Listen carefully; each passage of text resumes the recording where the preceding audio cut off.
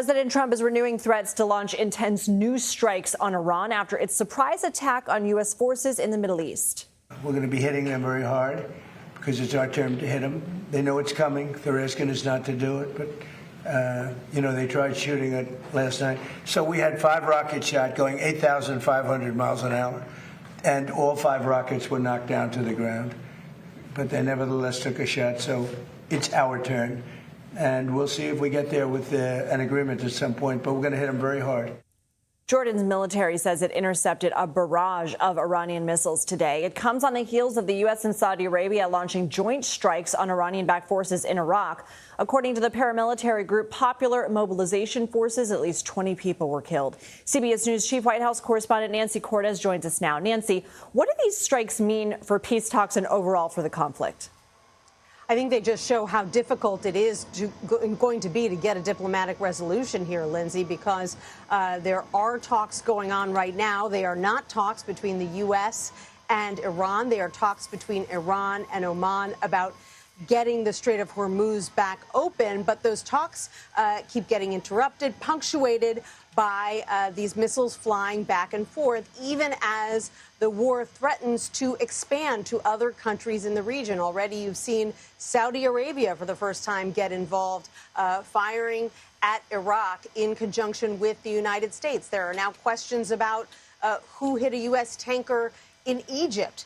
And then there are questions about whether Ukraine could get dragged into this as well. And so all of that makes the goal of reaching some kind of diplomatic agreement that would, not only get the strait reopened, but, the biggest goal of the U.S. is getting some kind of control over Iran's nuclear program.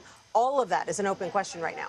Can you talk to us about how Ukraine could get involved, and is the White House concerned about crossover in this conflict?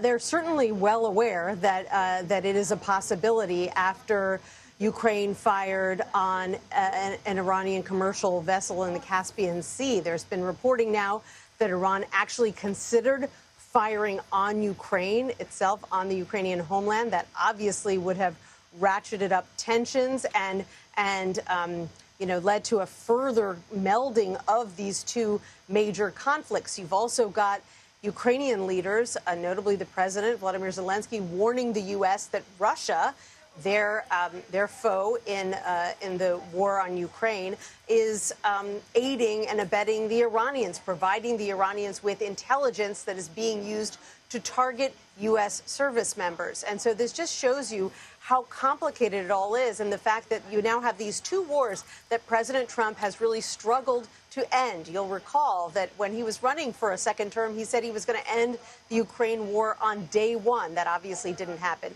He promised that the Iran war would only last 4 to 6 weeks. We're now heading into the 6th month. So these two major conflicts that have proven to be thornier than he initially expected now, in some very key ways, could be bleeding into one another.